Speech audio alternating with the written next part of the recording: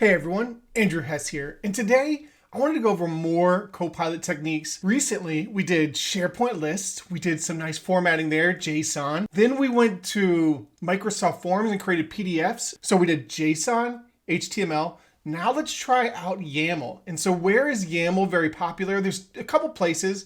There's Power Apps and Copilot Studio, but today let's focus on the Power Apps side. So let's get into it. I have a few ways to show you how we can use Copilot with YAML and Power Apps.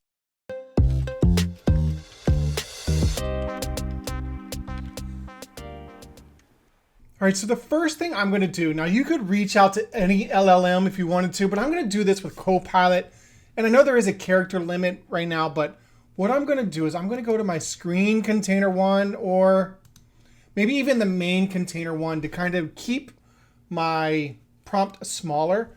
I'm going to click on the three dots. I'm going to say view code, and I can see my entire YAML code for that container. In the bottom left here, I'm going to click on copy code, and this container has a bunch of controls, right? It has a bunch of controls that have not been renamed. I'm going to reach out to Copilot. So here's Copilot. I'm going to say, can you rename each of my controls to an appropriate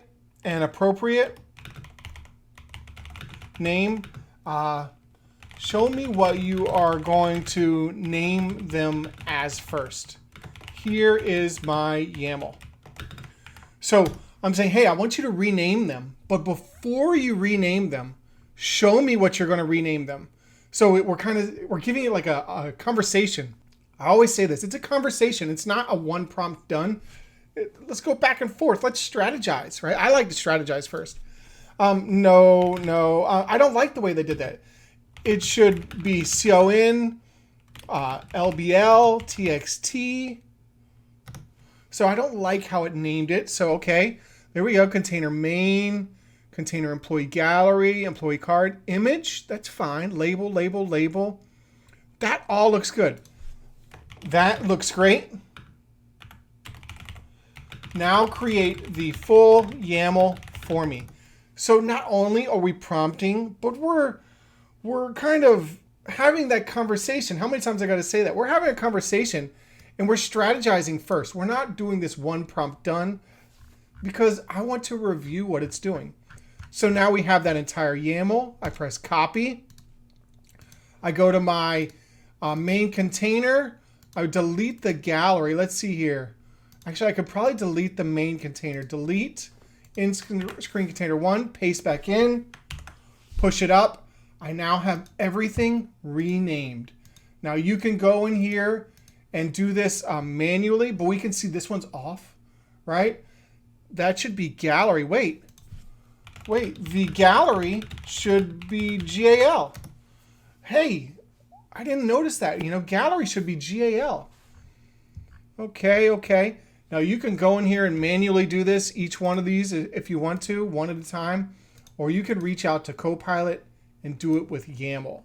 This is one way that I like to do it that has been really helping me rename each of my containers and all of my parts, right? So now everything's renamed with my naming structure. You could probably ground in a naming structure somewhere or have a document and create like your own GPT or create your own Copilot that has your naming structure grounded into it and then just teach it. Or just give it a table every time and talk to it. So that's one simple way to rename all of your controls in a Power App.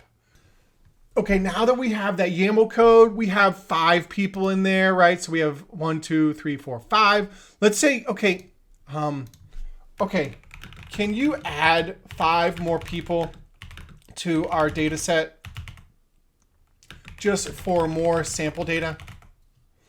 And give me the entire YAML code for this gal user, is it user data? User card. Okay, so just saying, hey, give me a little bit more sample data. This is another great use for Copilot right now. It's something simple you can do, very little risk, right? We just have some sample data in there.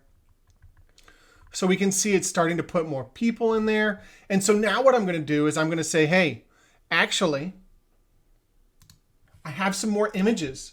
So let's add more images in there. Let's say this one, copy image link. I have more images in there. I'll use these URLs too, randomly. So I'll paste one in there. All right, that's one image. Let's try this one. And let's try another one. So I'm just kind of finding some images that I have. So we can kind of check it out. So I have some images. I'm just saying copy image link. I'm just pasting it in there, right? And so now I throw in some more images. Perfect. It'll add more images to it. So now we have some sample data. Now this is useful if you start creating your own YAML library, right? So imagine you're in your organization, you have a YAML library where people just copy paste your entire control, right? It's almost kind of a component, but it's very easy to copy paste. You have a nice YAML library. As soon as it finishes, we can then copy paste. All right, it finished. Copy. I'm going to delete this one.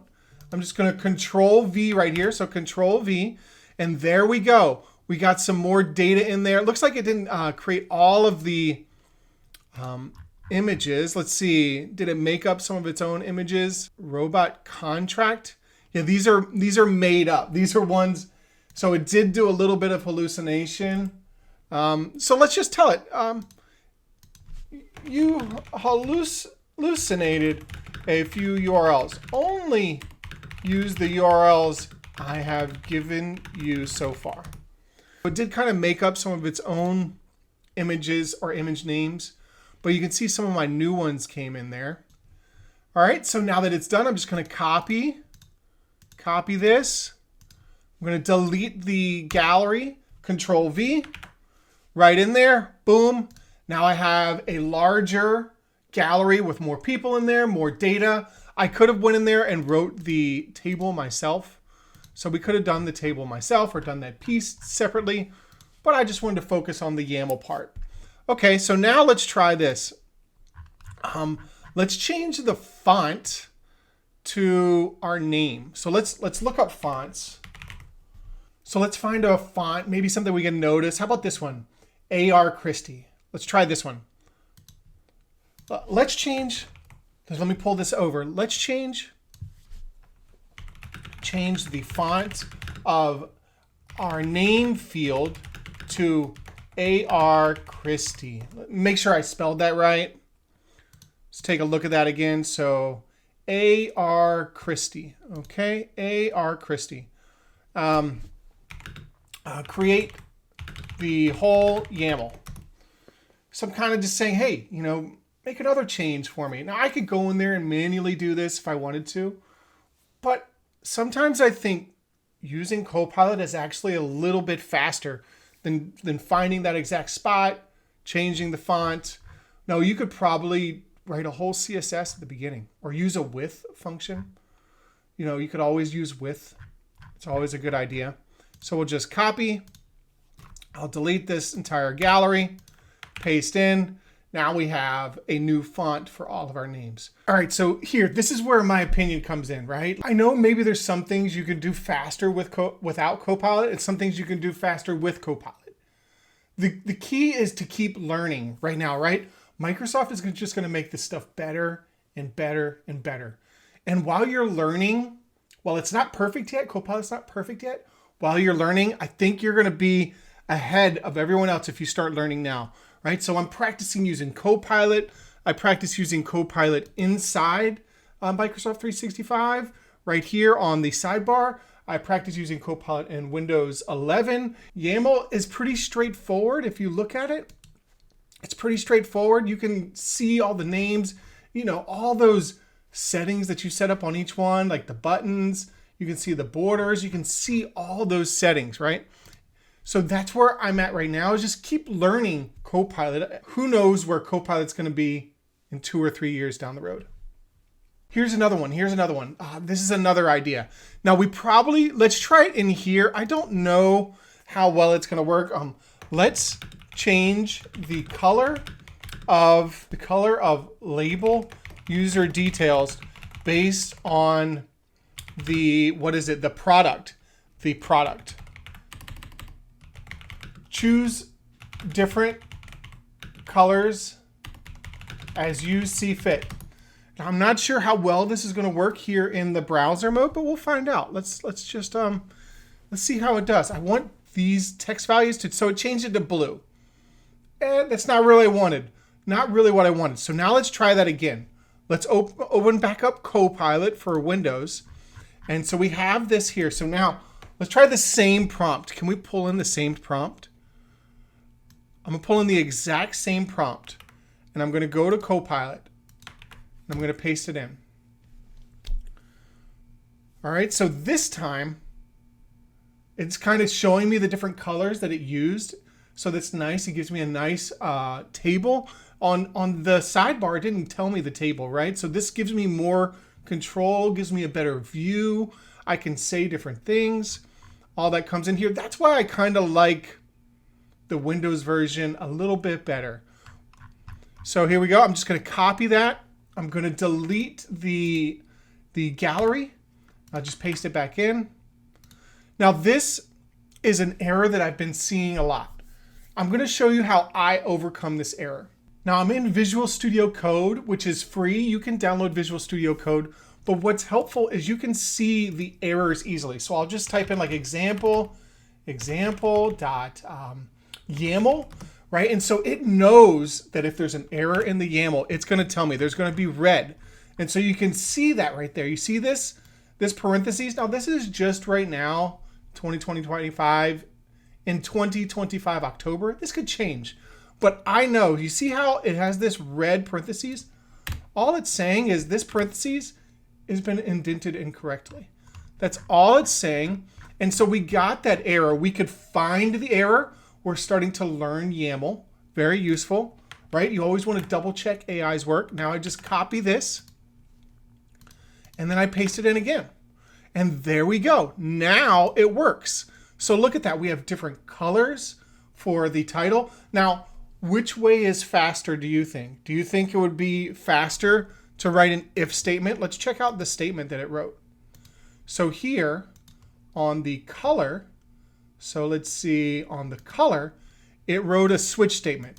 Which is faster for you? You can write the switch statement yourself, or you can have Copilot do it in YAML. Another option is, what you can do is you can write 2 backslashes, and this triggers Copilot, and it gives you a nice comment. Change the color of the fields based on the values. And then you hit tab. So there it is. It's writing a switch. You see how it writes a switch? Now it says sales. So this takes a little bit longer. It needs to know the values. So it's actually what? Power Apps, Power Automate, Copilot. So you can see that is another way to trigger it. And we're not looking at department. We're actually looking at product. So you can see that's another way to trigger Copilot.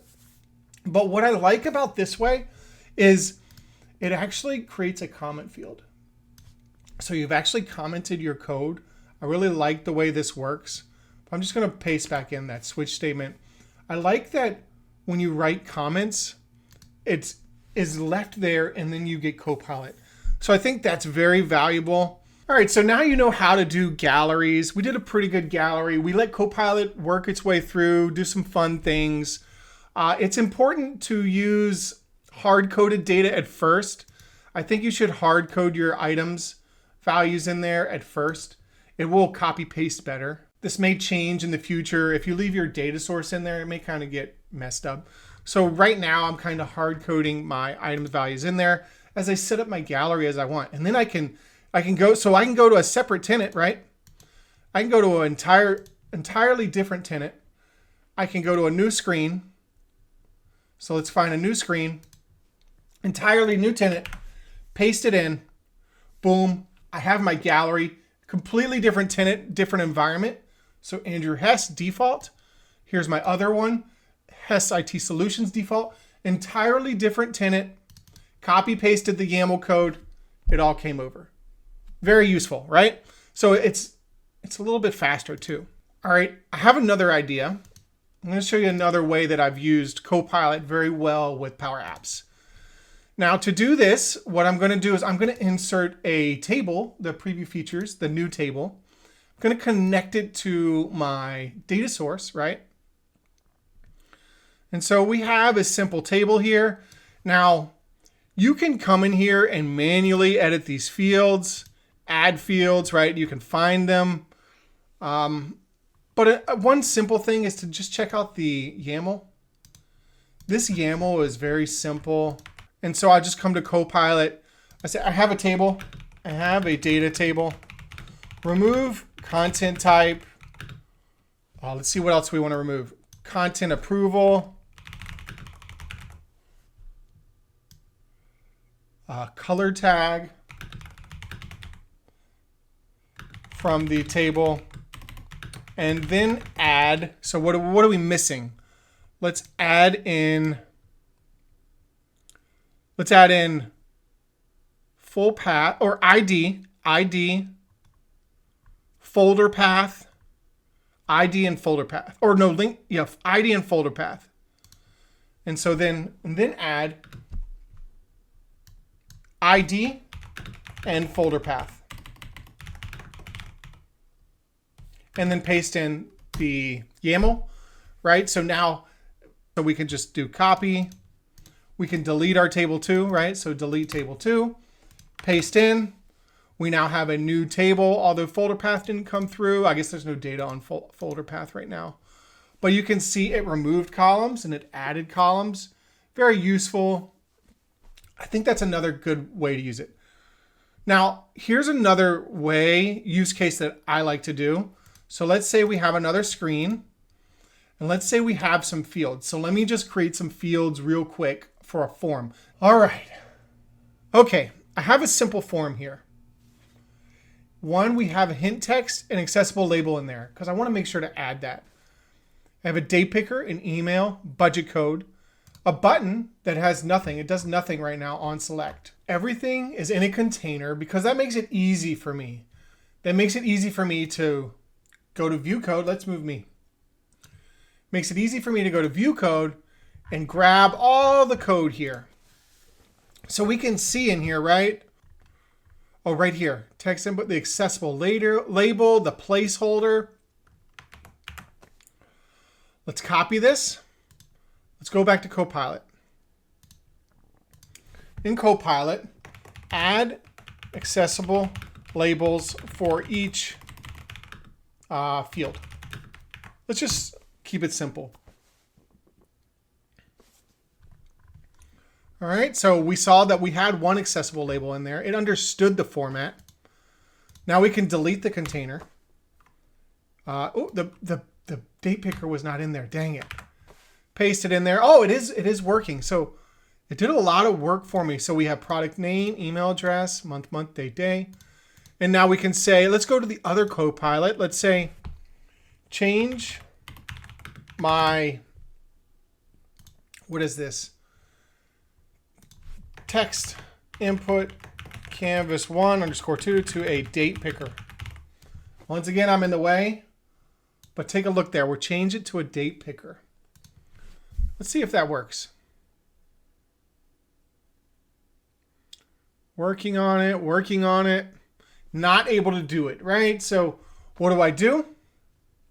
I take that same prompt, go to Copilot, change it to a date picker. Oh, I just did that little bit. And please rewrite the whole code. All right, so now it rewrites that whole thing from container 1.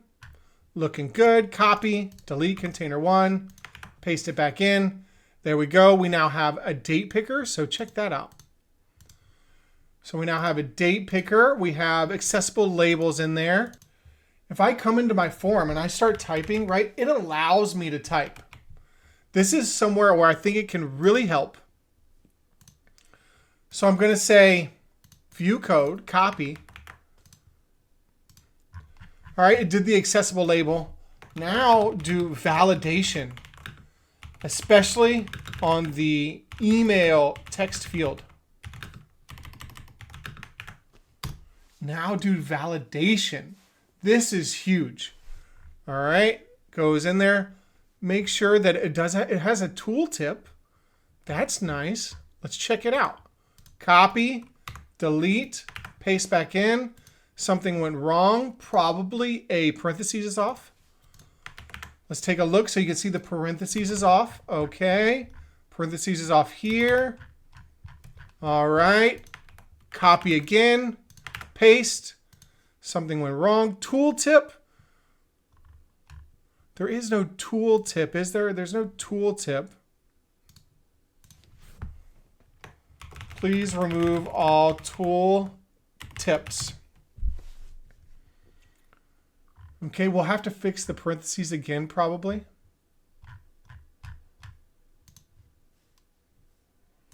So let's come in here, paste, parentheses is off. Parentheses is off, okay. Looks good. Paste it in, there we go. Looks like there's a couple errors. So it's saying if, because it's a modern, it doesn't know modern. It's actually .value. .value, there we go. And then this is .value. .value. So it didn't know modern, right? So we just kind of tell it that it is modern. And so now if we try and type in something, right, and it doesn't have an email, it then knows.